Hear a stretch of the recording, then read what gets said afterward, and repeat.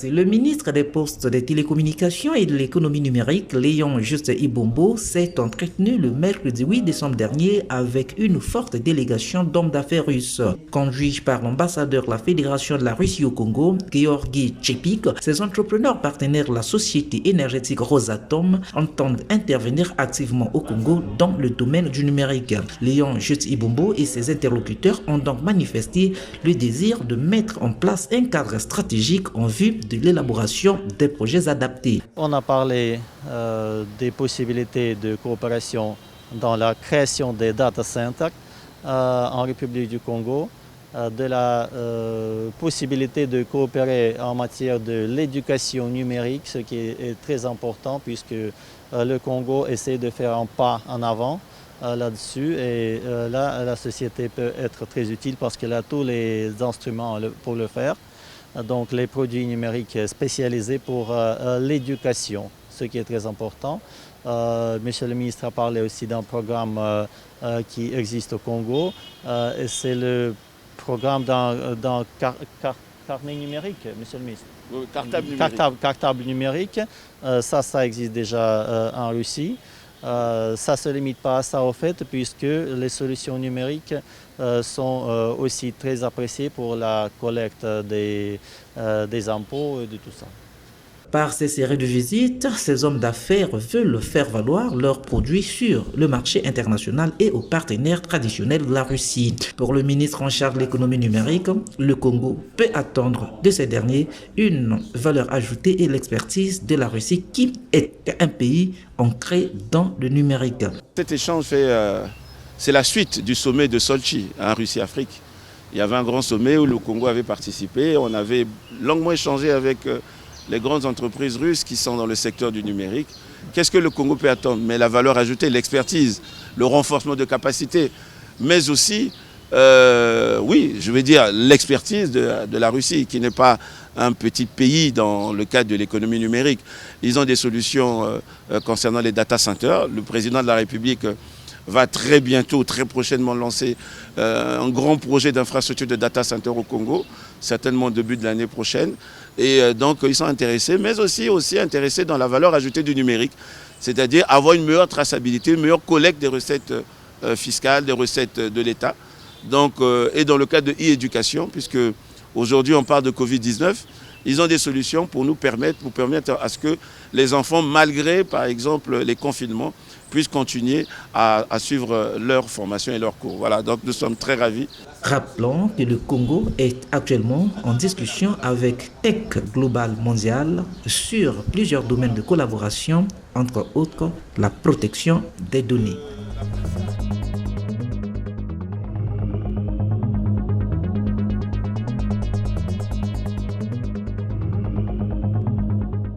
La poste congolaise face aux enjeux de la digitalisation et à cet effet, une étude a été menée par les experts de la Commission de l'Union africaine dans le dessein justement d'accompagner le Congo dans sa marche vers la révolution digitale intégrale. Les conclusions de cette étude ont été présentées au ministre des Postes, des Télécommunications et de l'Économie numérique, en présence des cadres et agents de la SOPECO. Dans son intervention, la directrice générale de la SOPECO a salué cette initiative et apprécié à sa juste valeur le travail réalisé par les experts de l'Union africaine. L'ambition de la poste congolaise est d'être repositionnée, bien sûr dans le cœur de ses employés, mais aussi et surtout de ses clients, tout en étant incontournable dans les échanges physiques, bien sûr, et digitaux entre l'administration publique, les entreprises et les particuliers. L'étude qui vous sera présentée par les experts corrobore l'idée que la poste doit être un poste avancé des services du gouvernement ou encore son bras armé si nous souhaitons gagner le pari du grand numérique. Dans son allocution, le ministre Léon Juste Ibombo, qui approuve les conclusions de cette étude, a dû rester invité la SOPECO à retrouver une dimension essentielle dans le processus de transformation digitale de la poste congolaise. L'étude réalisée constitue une brillante illustration de coopération et de solidarité intracontinentale. Aujourd'hui, plus qu'indispensable, entre la République du Congo et la Commission de l'Union africaine dans le secteur postal.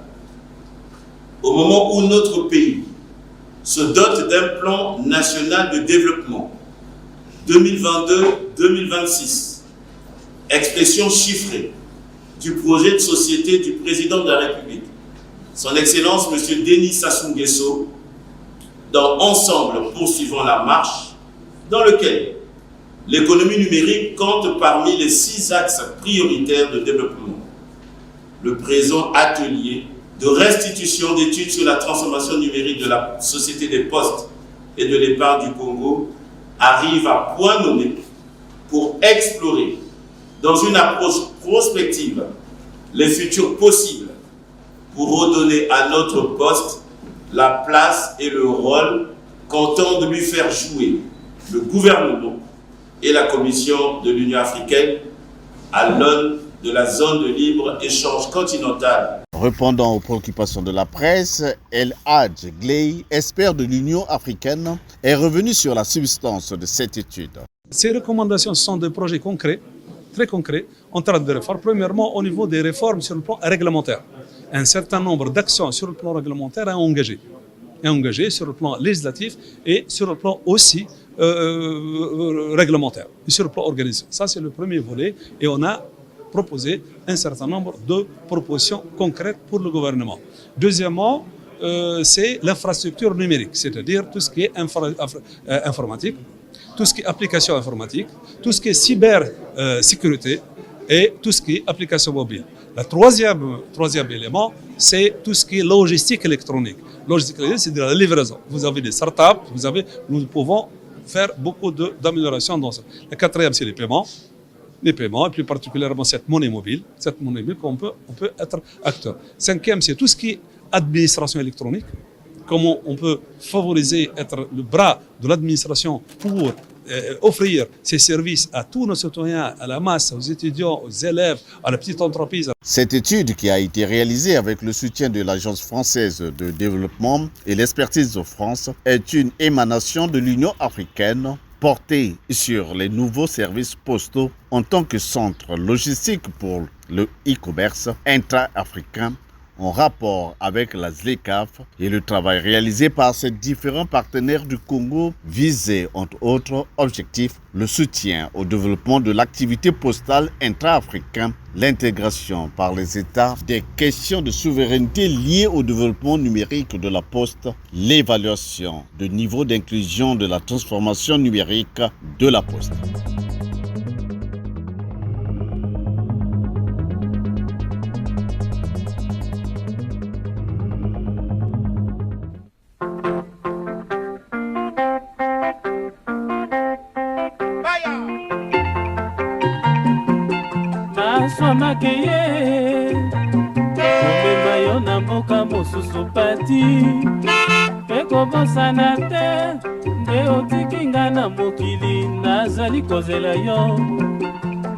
Le Congo est une terre d'accueil, d'hospitalité et de potentialités diverses du sol et du sous-sol. Situé au cœur de l'Afrique centrale dont il porte le poids de l'histoire commune, le Congo est un carrefour des peuples et des cultures. La République du Congo s'étend sur 342 000 km² pour une population d'environ 5 millions d'habitants. Brazzaville est sa capitale, bâtie sur les berges du fleuve Congo.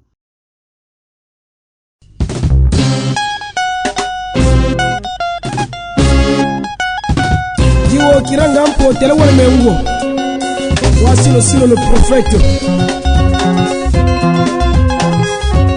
Au nombre des secteurs qui offrent des potentialités au Congo figure celui des télécommunications et de l'économie numérique.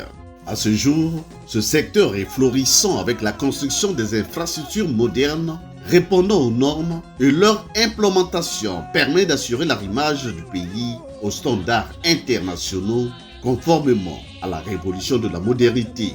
Le choix de maillage du Congo en infrastructure de base est un choix de bon sens.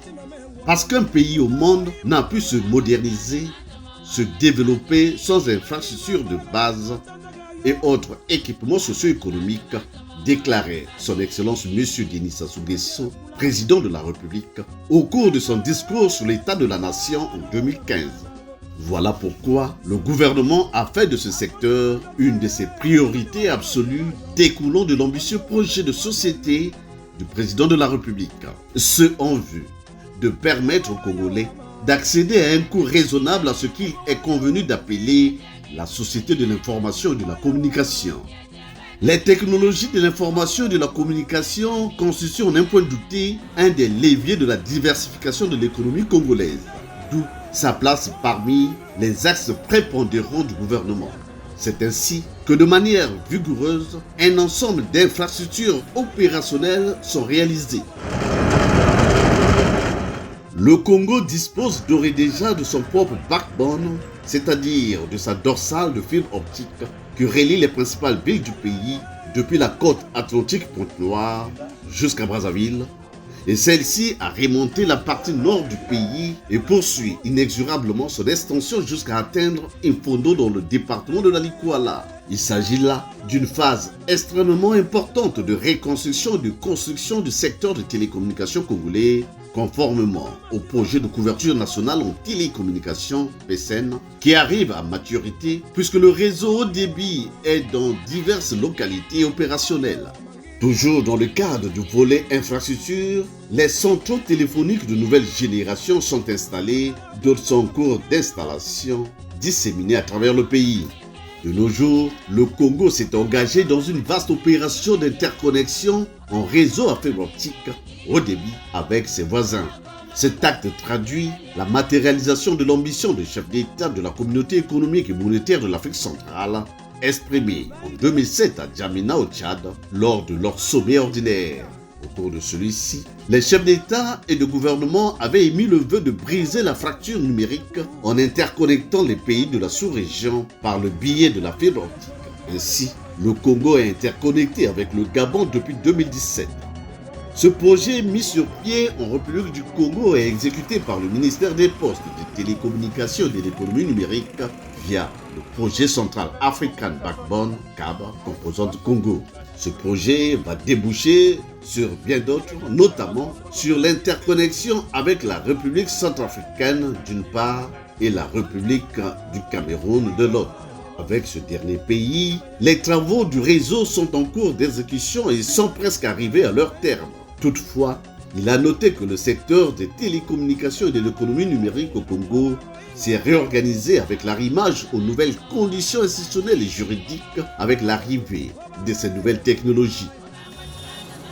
Outre l'Agence de régulation des postes et des communications électroniques opérationnelles depuis plus d'une décennie, le Congo s'est doté d'un nouveau cadre juridique et légal qui vient d'être institué. On peut citer pêle-mêle l'adoption de la loi sur la cybercriminalité, la loi sur la protection des données à caractère personnel, la création de l'ANSSI, entendu l'Agence nationale de systèmes d'information, etc., etc.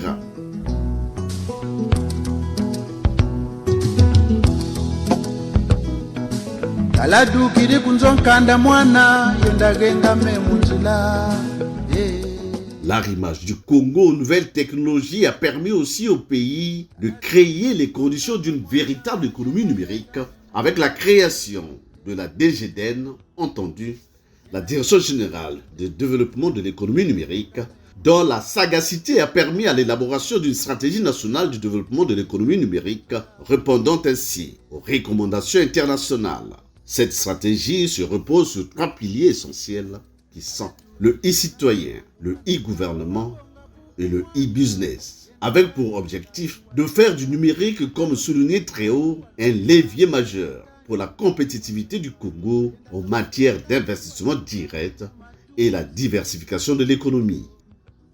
Le Congo se projette ainsi dans la mise en œuvre d'un incubateur et d'une technopole, d'un fonds de développement de l'économie numérique pour le financement des startups et des projets innovants. La construction du centre des données numériques national, appelé autrement Data Center, demeure un élément phare, le backup du projet CAB. Et pour y parvenir, l'apport des bailleurs de fonds internationaux s'avère indispensable.